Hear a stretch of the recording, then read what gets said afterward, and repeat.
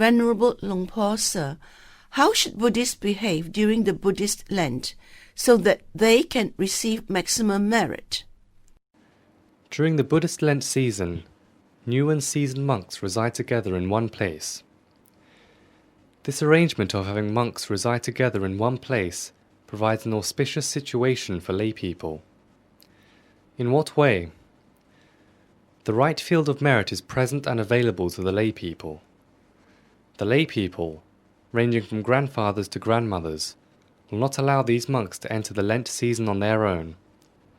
The lay people will join together and enter the Lent season too, but in the manners and protocols suited for lay people. 3 important Dharma tenets of Buddhism: avoid evil deeds, do wholesome deeds, and purify your mind. During the rain retreat, monks also have the duties of relinquishing all his bad habits. These are not the misdeeds similar to those of lay people. Relinquishing one's bad habits here means ceasing one's defilements. You are not able to recognize some of these things as being bad habits from the perspective of a lay person. For instance, having a distracted mind, or a mind always lost in thoughts, is considered a defilement because it is a bad habit that exists in a monk's mind, even though most people do not recognize it. Even if no one recognizes it, a monk will cease this distraction of the mind by meditating, even more to reach a higher level of purity of the mind. He will continue to relinquish these defilements, or refine bad habits, in order to be a better monk while increasing his good deeds at the same time.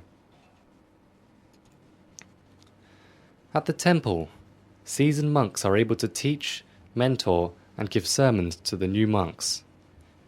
The newly ordained monks will be able to acquire more knowledge. These new monks will be focused and determined in acquiring more knowledge and goodness, and ultimately increase the wholesomeness within themselves. They will continue to purify their minds. They will rise in the early hours of each day at around 4 a.m. to chant and meditate. Now, as for the lay people, when the Buddhist Lent season begins, they will make resolutions that are similar to those made by our ancestors. What kinds of resolutions are made? For the next 3 months during the rain retreat, I resolve to quit at least one of my bad habits or practices. I will better myself by seizing bad habits and behaviors. For instance, those who drink alcohol can make the resolution to completely stop the consumption of any alcohol during the rain retreat. Those who smoked can resolve to quit smoking entirely during the rain retreat. These are examples of resolutions that lay people can make during the rain retreat in order to cease bad habits, whether they are refined or crude. The goal is to stop any prior bad habits. This is done to closely follow and mirror what monks are doing, except on the level of lay people. You continue to do even more good deeds than you did before. For instance, before the Lent season started, you may have given alms to the monks inconsistently. Previously, you gave alms when you had the opportunity, and you did it on days when you felt too lazy. If that was the case, then monks who are residing together are now available to receive alms. During this season, be determined to give alms to monks every morning. Before you may have given alms only on weekends or Buddhist holy days, but for this reason, make the resolution to give alms to monks every morning for the next 3 months of the Lent season, since all monks are present together in one place to receive them. This is what our forefathers used to do. For some people, this can be carried even further.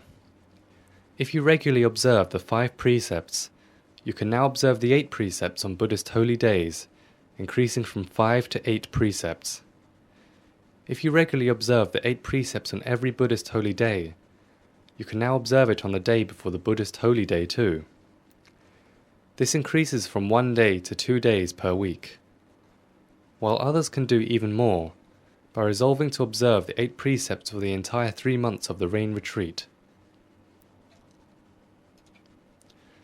Increase your level of faith accordingly too, from wherever it may have been. There are those who will go above that. In addition to observing the 8 precepts for the entire Buddhist Lent season, they may even resolve to meditate every day, each evening before bed for a minimum of 1 hour. Those who have never done this can make the resolve to meditate for at least 1 hour each night. Those who are already doing this can increase that amount to 2 or 3 hours per day. Do it accordingly to the purity and strength of your faith. This is what our ancestors did before. There is another thought that I would like to leave with everyone. There have been a lot of changes in today's society.